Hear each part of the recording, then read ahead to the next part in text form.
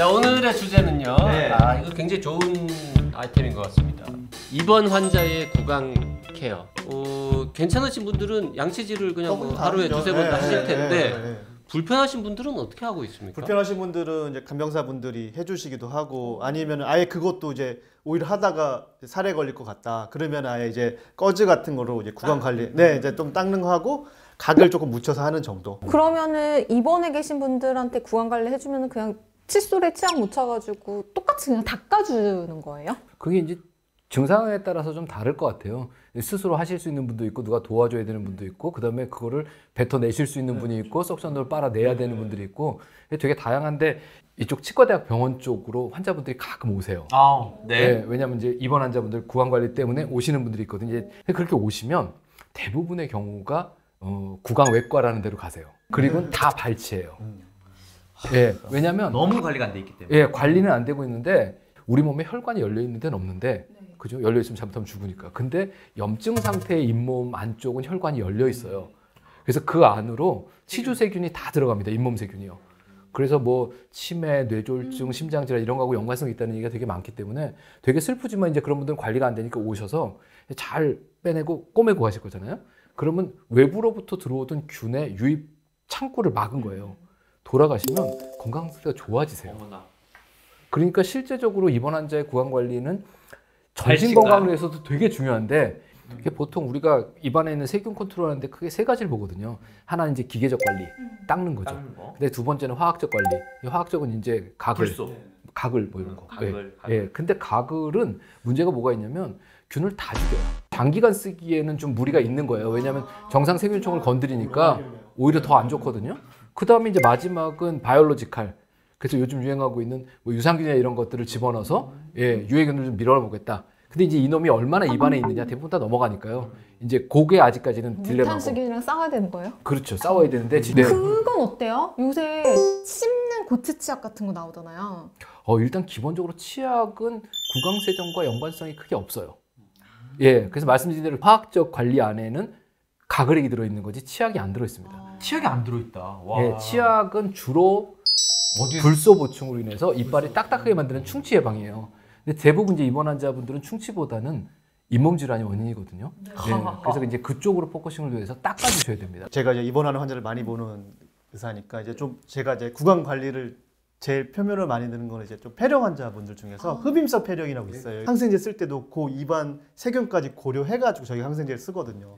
주로 이제 현기성균 그런 균으로 해서 우리가 항생제를 쓰니까 관리 안 될수록 저희가 좀 아무래도 좀 세게 쓰고 종류도 좀 제한돼 있게 되죠. 장은 어딘가 장벽에서 문제가 생기지 않은 이상 절대로 혈류 속으로는 안 들어옵니다. 그냥 장에 있는 거지. 근데 입안에 있는 거는 전신을 돌 수 있기 때문에 입안 관리는 되게 중요하긴 해요. 그래서 제가 오늘 몇 가지를 집어 갖고 왔는데, 제일 흔하게 쓰는 건 손가락에 꺼즈 말아가지고 이렇게 닦아주시는 건데, 기본적으로 표면에 있는 걸 닦는 건 도움은 돼요. 근데 주로 문제가 생긴 건 이빨과 이빨 사이에 낀 놈들이거든요. 여기서부터 보통 잇몸 질환이 생기니까 이 속을 닦아야 되는데, 사실 표면은 그렇게 큰 영향력이 없습니다. 보기가 지저분해서 그렇죠. 사이사이 틈 이런 데를 그 틈바구니를 닦아주시는 게 되게 중요하기 때문에, 사실 정말로 칫솔질 해줄 만한 여건이 안 된다 그러면 사이사이에 그 치간 칫솔이라고 있는 거 있지 않습니까? 그거를 한 번씩 넣었다 빼주시는 게 오히려 훨씬 더 좋을 수 있어요. 알려드려야겠다. 또 하나는 이제 이런 것들도 있습니다. 이거 뭔가 전문스럽다. 이 석션에 꽂는 거거든요. 석션 팁. 석션을 꽂고 이제 이건 뻔히 아시다시피 공기압 조절하는 거고. 나만 이해 못하는 거 같아 지금. 그렇지. 이제 빨아들인 거에다가 여기 손을 뗐다 맸다 이렇게 해서. 여기 진공청소기 다른 거죠. 그래서 이렇게 빨고 있으면 입안에 집어넣고 이렇게 문지르면 그러면은 이게 안 넘어가겠네.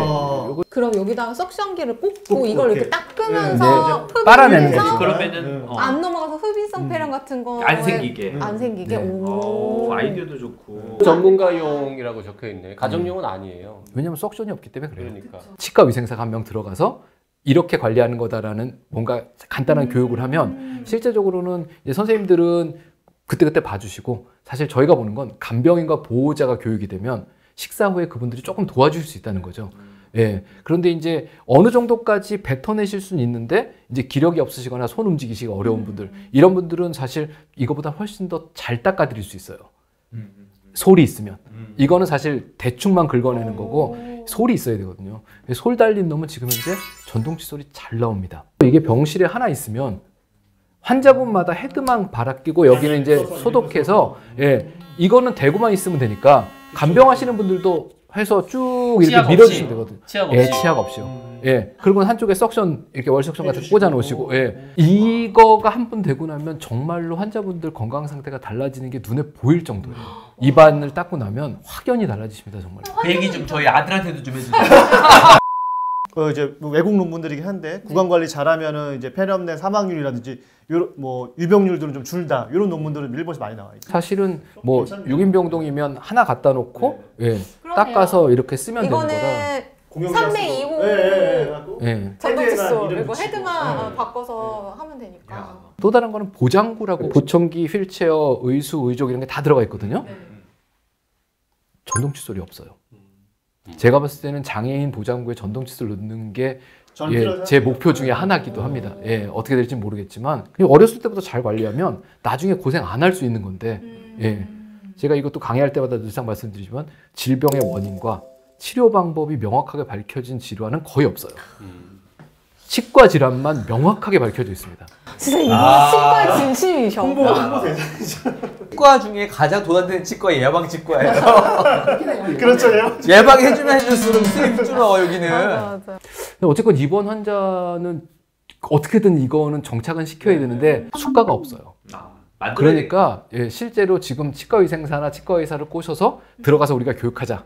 그래도 교육을 받아주는 병원도 없고, 왜냐면 사람이 모여야 되고요. 예, 근무시간 빼야 되니까. 그 다음에 이 사람들 인건비를 줄 데도 없고, 교육이 끝나도 그 행위 자체에 대한 수가도 없고. 그러니까 사실 해야 될 일은 되게 많아요. 예.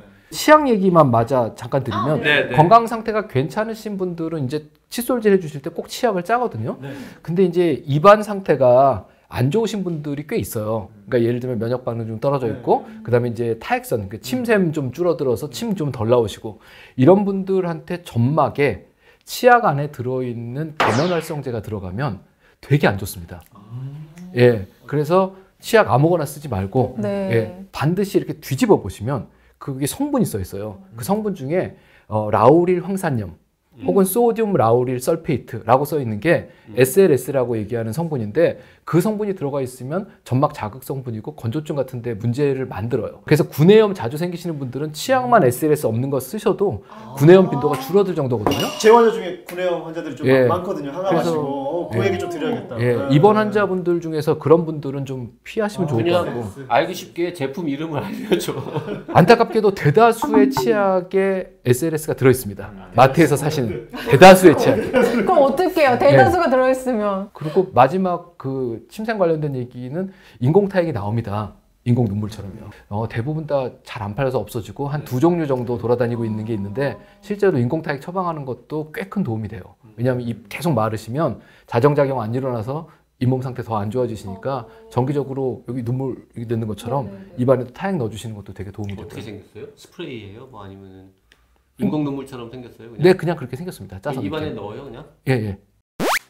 자, 오늘 입원 환자의 구강 관리 정말 좋은 주제로. 좋겠어요 진짜로. 정말 뿌듯하게 배워가네요 저는. 귀가 뻑 뚫린 것 같아요.